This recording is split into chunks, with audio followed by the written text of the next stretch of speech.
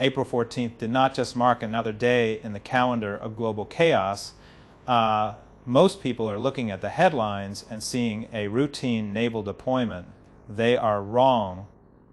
What we are witnessing is the formal activation of a maritime noose. The United States Central Command did not just move ships. They redrew the boundaries of sovereign reality.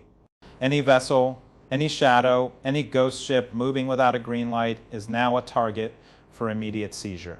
This is the birth of a new doctrine.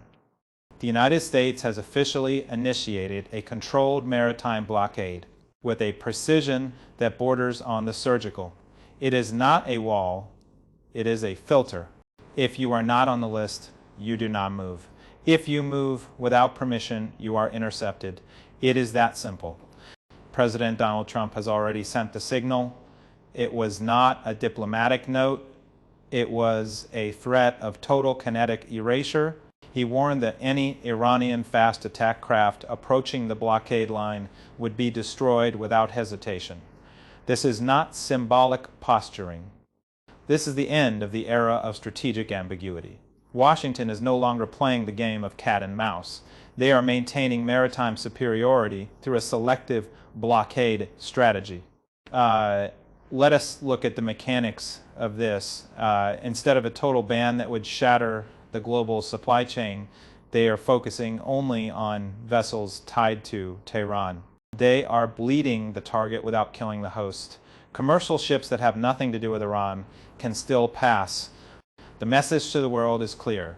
As long as you do not trade with the regime, you are safe. But behind this flexibility lies a cold, calculated strategy of strangulation.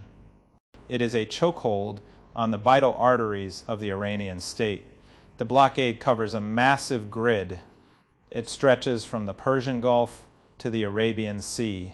But the center of gravity is the Strait of Hormuz. This is the ultimate choke point. This is where the global energy pulse is measured by seizing control here. The United States is isolating Iran at its own front door. Let us talk about the reality on the ground, or rather on the water. On April 14th, the chess pieces moved into a position of total dominance. The United States Central Command, or CENTCOM, issued a directive that acts as a maritime law of gravity. Any unauthorized ship entering or leaving the zone is subject to seizure. This is a coercive maritime scenario. Trump's warning was not just for the cameras. It was a direct military declaration. If those fast boats get close, they die. This is a shift from diplomacy to direct military confrontation. But the beauty of the strategy is its selectivity. It is a scalpels approach. Washington is only interested in the ships that feed the Iranian machine. Non-affiliated ships are moving normally through the Strait of Hormuz. This ensures that the global economy does not go into a tailspin. But for Iran, the walls are closing in. The goal is to gain total control over the key maritime routes and crush Iran's ability to export. It is an economic death by 1,000 cuts. Look at the case of the tanker Rich Star. This is a perfect example of the matrix in action. The ship has been on a blacklist since 2023. It was suspected of bypassing sanctions. Recently, it was carrying 250,000 barrels of oil from the United Arab Emirates toward China.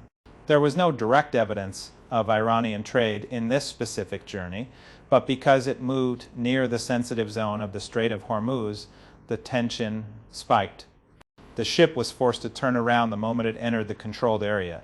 It waited for 10 hours before it was allowed to continue. This proves the surveillance is real.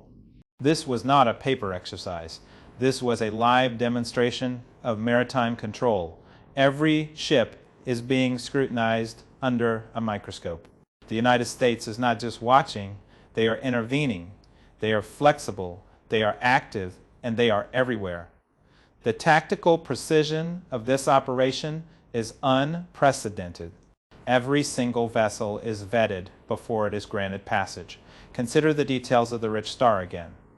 The operator claimed it was a Chinese crew on a Chinese ship, but it was registered under the flag of Malawi. Why Malawi? Because it is a landlocked African nation with zero maritime oversight.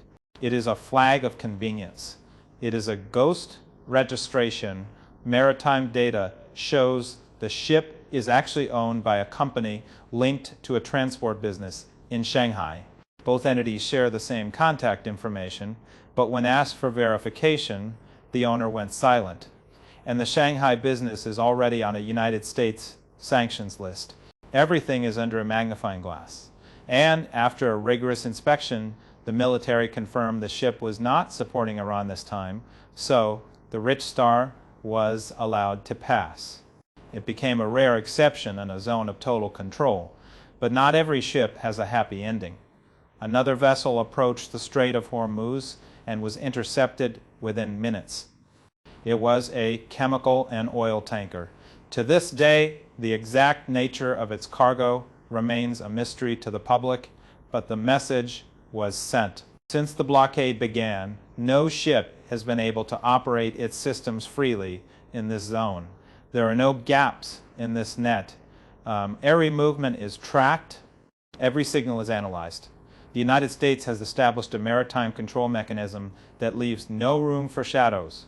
If you are not transparent, you are stopped. It is a total transparency mandate enforced by fire. The reality is undeniable. Control of the Strait of Hormuz has shifted. It is now entirely in the hands of the United States military. This is no longer about deterrence. Washington is now the one writing the rules of the game on the most strategic waterway in the world. Every ship is a data point. The rules are simple. No connection to Iran means you pass. Any sign of a connection means you are intercepted.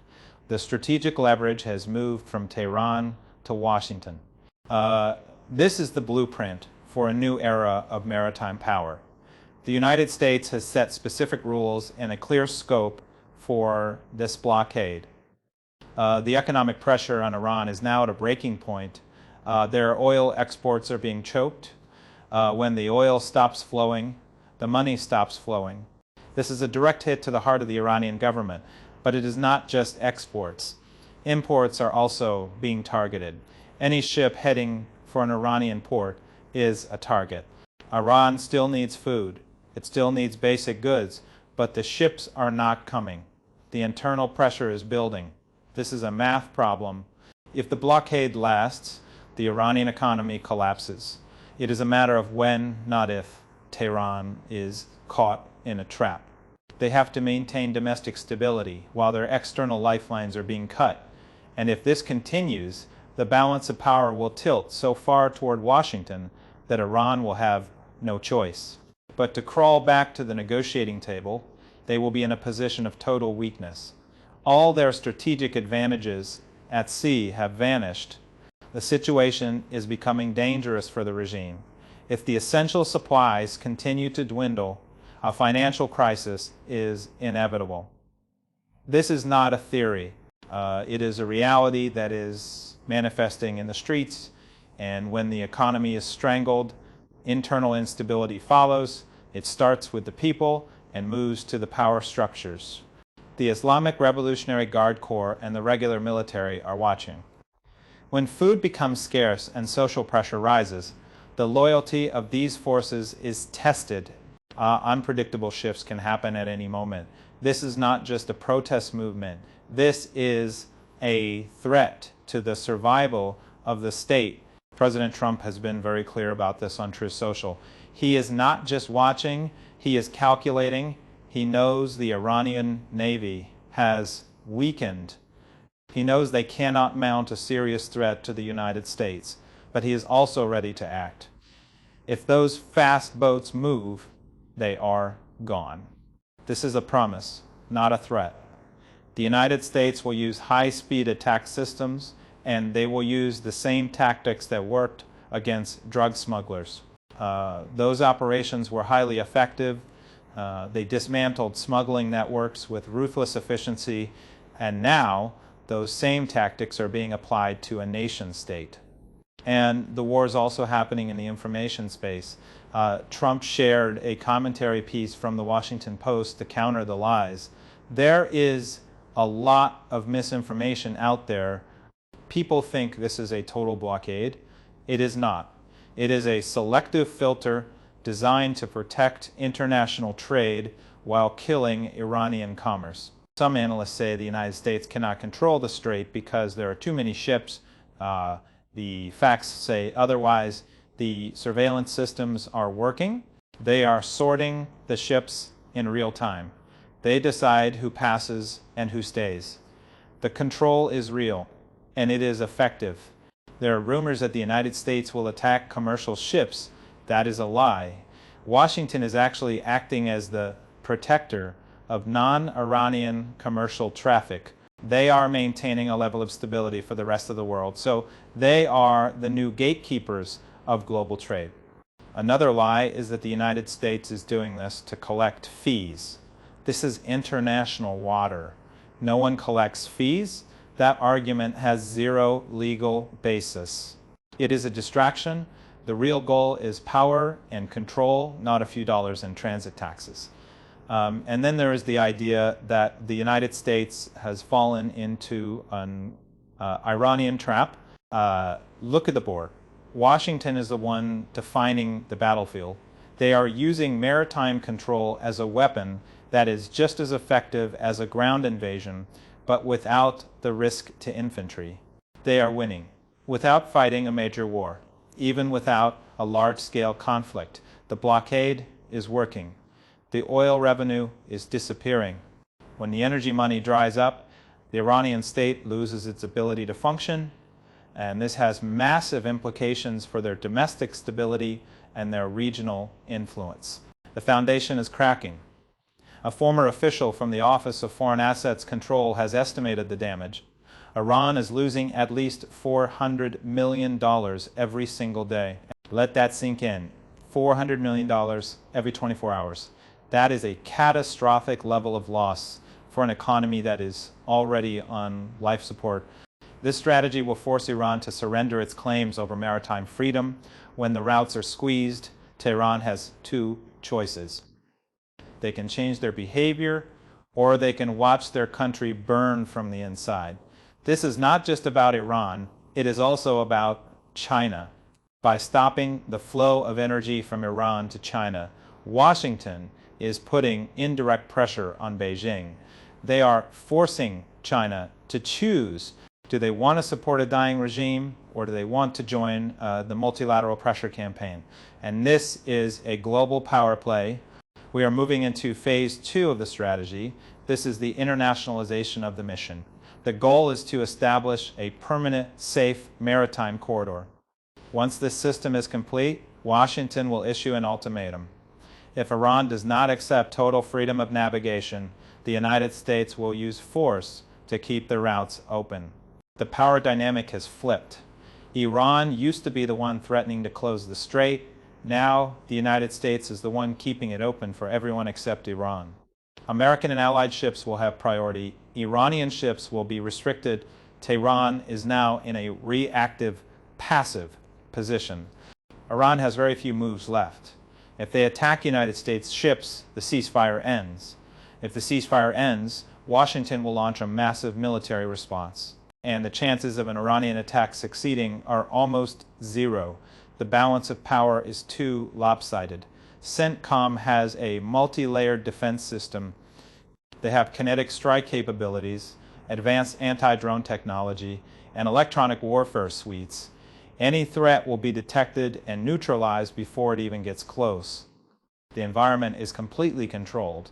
If there are attacks on commercial ships, everyone will know the source. Iran has a history of these tactics. The world will not be fooled. Washington has made it clear that they will protect the innocent vessels. This is part of a larger plan to control the flow of trade without breaking it. The Strait of Hormuz is no longer an Iranian tool for blackmail. Their geographic advantage has been neutralized. The strategic role of this waterway is being redefined to favor the United States. The narrative that Iran is winning is being dismantled by the data. The initiative belongs to Washington. Every step is calculated. Every phase is planned.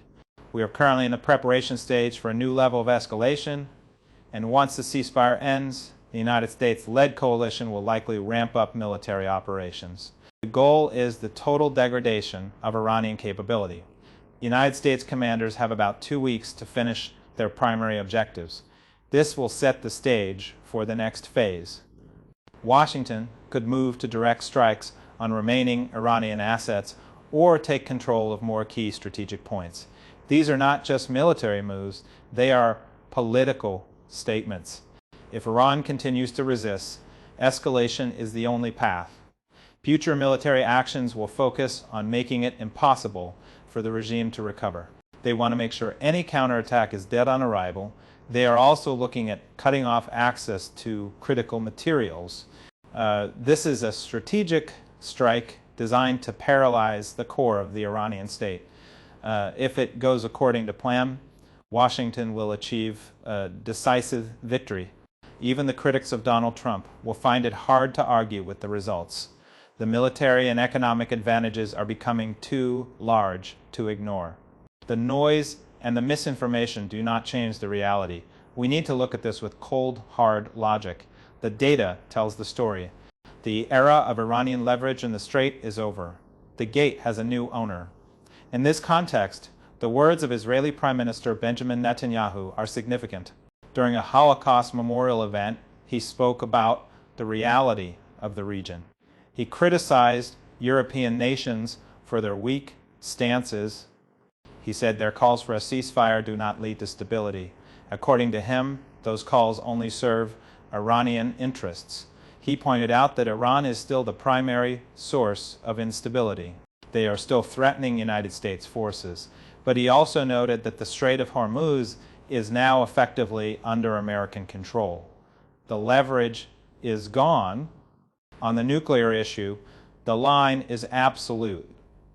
Iran cannot be allowed to enrich uranium. Even sending it to Russia is not a real solution. The goal is the total removal of Iran's enrichment capability. This is a non-negotiable point for the future of regional security.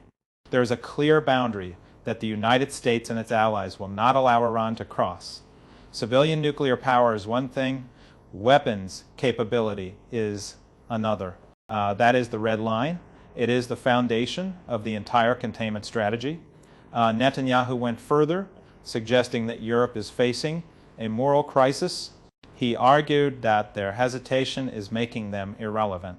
Meanwhile, Israel is on the front lines. He called on the West to choose between good and evil. There is no middle ground in this fight. From this perspective, Israel is not just protecting itself, it is acting as the shield for a larger civilization. He emphasized that Israel and the United States are the vanguard of the free world. Their actions on the ground are more important than any words spoken in Europe. The coordinated operations over the last year have crippled Iran's reach. Without these actions, the region would be a disaster zone. The comparison was made to the darkest symbols of history.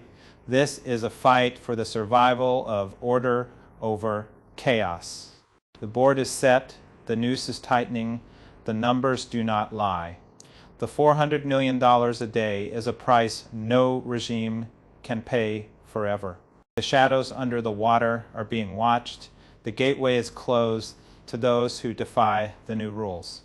The logic of power is simple. You either control the flow or you are drowned by it. Washington has chosen to control it. Tehran is currently gasping for air. The next 2 weeks will determine if they survive or if the system finally breaks.